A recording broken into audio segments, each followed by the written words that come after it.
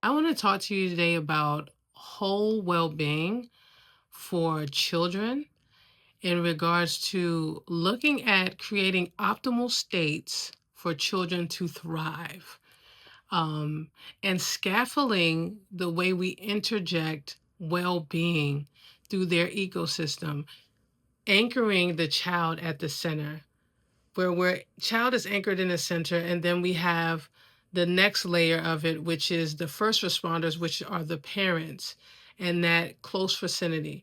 Then after that we look at, when it comes to the teachers and the administrators and those people. After that, then after that we look at the community structure. How do these different variables affect the child in their development stages?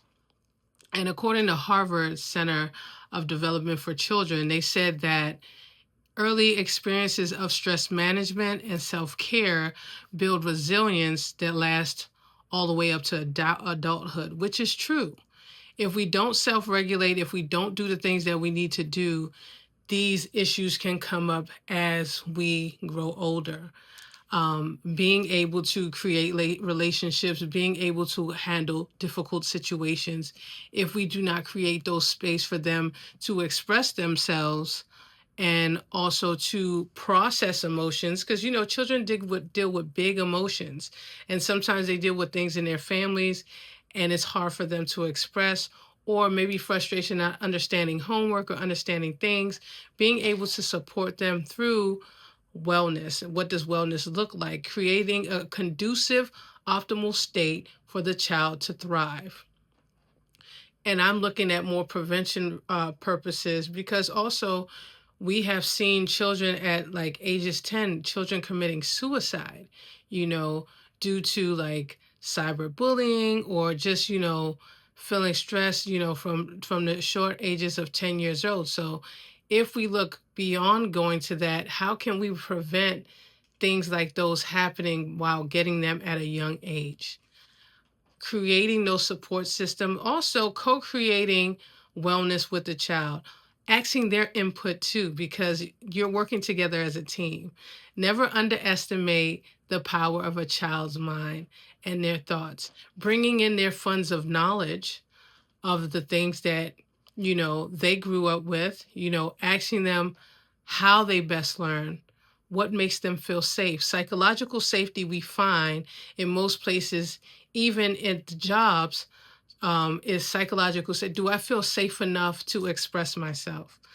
Creating that safe space. And that first response for some people might not be their parents, it might be the actual teacher or other adults that are within the ecosystem that provides safety for them. And what does that look like? And some of that could be incorporating breath work, yoga, meditation, and things of that nature. Also designing maybe spaces like, creating a room for them, where you have a designated person in that area to ask them what's going on, and kind of go through the process for them to express what's going on. Maybe do some meditation and different things to work through what's going on. Because sometimes even school counselors can become overwhelmed because they have a certain regulation on what they can do and what they can't do, versus if you have someone in place that focus most on social emotional learning, and they can have that space, or creating some way to integrate the wellness within, the classrooms. Now, also besides that, also looking at like in that ecosystem of the child, what is the relationship with the parent? And are they very engaged? What is the resources that they need to be very involved or be more supportive for their child? Because when you notice that the parent isn't really, if not emotionally available, or something's going on, it affects the child too. So how can we have those conversations to incorporate the parents? Or maybe there could be a meeting or something that you can do within the community or the families, just so they can get connection with their child, or try to understand, because sometimes there's different issues that are coming up for the parent and why they don't engage. Um, Also looking at staff, we also need to look like within that ecosystem, is the staff being taken care of? You know, because it's not just about coming in there getting a paycheck. You are serving people's children at the end of the day. But what do you need in order for you to show up? We cannot show up with an empty cup. We have to nourish ourselves before we show up. And a lot of, teachers, administrators, people that are dealing in this ecosystem with the child are dealing with grief. They're dealing with financial issues, all kind of different things that are going on in their lives, and they're still showing up. In the past, you was like, oh, whatever happens in your life, you don't bring it into the job, yada, yada, yada. But with the way the world is going and so many things have become overwhelming for so many people, it's hard to find balance, while you're dealing with heavy emotions yourself and still trying to hold space for children.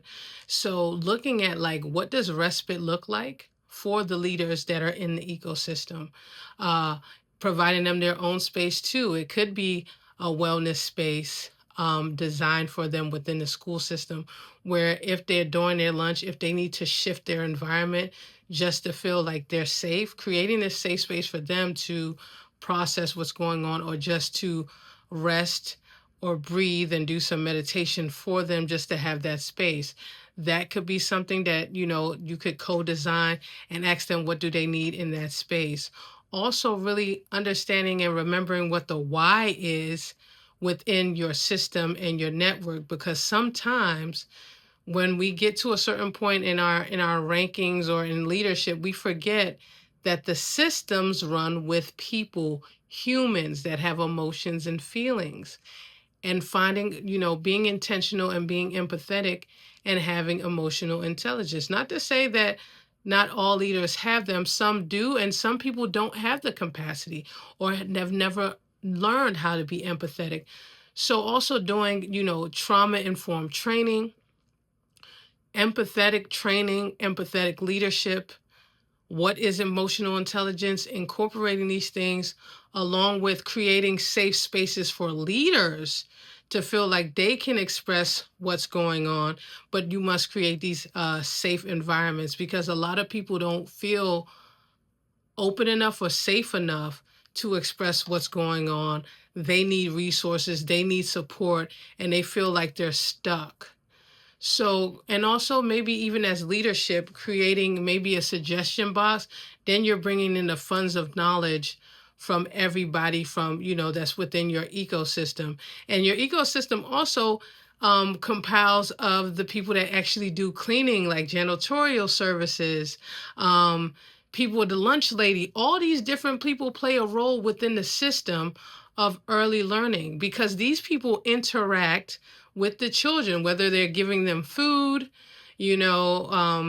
whether they're cleaning and, they're showing up. So providing an ecosystem that is conducive for everyone to thrive in, but remembering the first anchor is the child.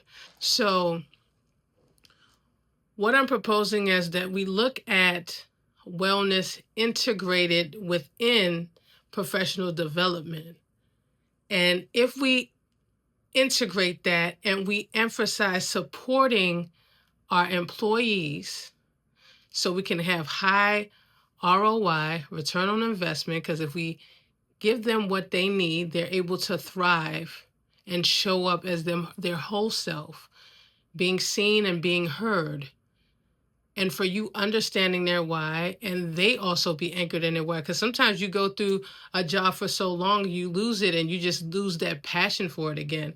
And a lot of people that signed up to do the work that they do in early care is because there was, not all of them, but most of them showed up because they had a passion in their heart that they wanted to do this work. And it was something bigger than themselves to make a change and to make a difference, So if we can look at that, and then also as we emphasize and develop the ecosystem of the child, we're able to create a solid foundation for them to thrive, for them to self-regulate, for them to be resilient, for them to understand big emotions and process them, for them to have great communication skills.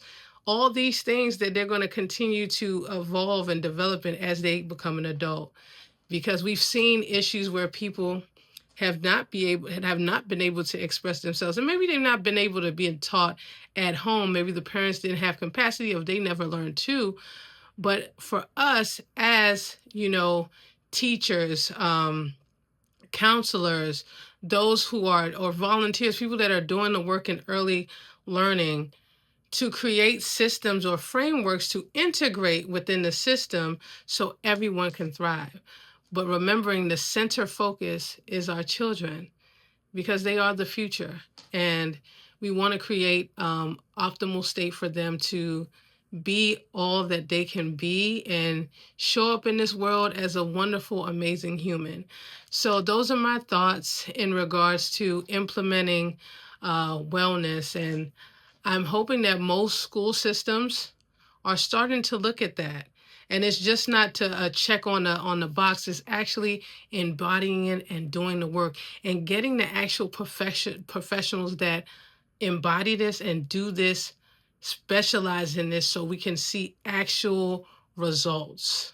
Okay, not just spending money to just check the box and say we did wellness, actually doing the work. And the second thing is also, when we talk about wellness, for those like wellness initiatives they do at jobs, for like staff, just because you gave them like a pass for Pilates for 10 days, or you gave them hot yoga. Sometimes like the hot yoga is more of them running away from what's going on.